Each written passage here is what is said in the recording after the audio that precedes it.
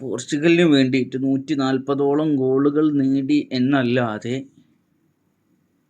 Major ടൂർണമെൻറ്റിൽ Ronaldo പോർച്ചുഗലിന് വേണ്ടി എന്താണ് ചെയ്തു കൊടുത്തിട്ടുള്ളത്? സ്ഥാനത്ത് ഉള്ള ടീമിന്റെ അടിയിൽ മാത്രം നിങ്ങൾ കാണുള്ളൂ. കാരണം ഈ 40-ാം വയസ്സിലും ഇങ്ങനെ ഗോൾ അടിച്ച് കൂട്ടുന്നത് ചിലവരെ ഭയങ്കരമായിട്ട് അസ്വസ്ഥരാക്കുന്നു. ഞാൻ ചോദിക്കുന്നത്, ഇത്രയും നല്ലൊരു ഗോൾ സ്കോറർ ആയിട്ടുള്ള റൊണാൾഡോക്ക് വേൾഡ് കപ്പ് നോക്കൗട്ട് സ്റ്റേജിൽ 8ഓളം മത്സരങ്ങൾ കളിച്ചിട്ട് ഒരു ഗോളോ ഒരു അസിസ്റ്റോ എടുത്തു പറയാനില്ല. അപ്പോൾ മേജർ നോക്കൗട്ട് മത്സരങ്ങൾ റൊണാൾഡോയുടെ എടുത്തു നോക്കിയാൽ 21ഓളം മത്സരങ്ങൾ കളിച്ചിട്ടുണ്ട്. അതിലാകെ 3 ഗോളും 2 അസിസ്റ്റും മാത്രമാണുള്ളത്.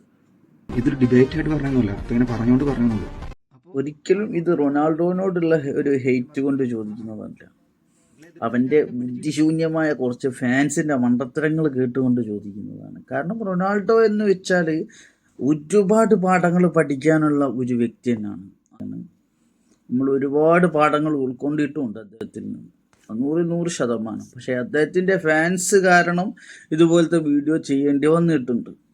കളികൾ തോൽക്കുമ്പം ഗ്രൗണ്ടിനെയും മറ്റ് പ്ലേയേഴ്സിനെയും കുറ്റം പറഞ്ഞു വരും. കളി ജയിക്കുമ്പം അയാൾ ഒറ്റക്ക് നേടി എന്ന് പറഞ്ഞു വരും. റൊണാൾഡോ വളർത്തി വന്നെന്ന് പറഞ്ഞു, ഓ വളർത്തി മണ്ണിലെ ബാക്കി ജയിക്കാൻ. ഇതിനെല്ലാം കൂടെ നിന്ന് കണ്ടിട്ട് സഹായിച്ച മറ്റു പ്ലേയേഴ്സിനൊരു വിലയില്ലേ?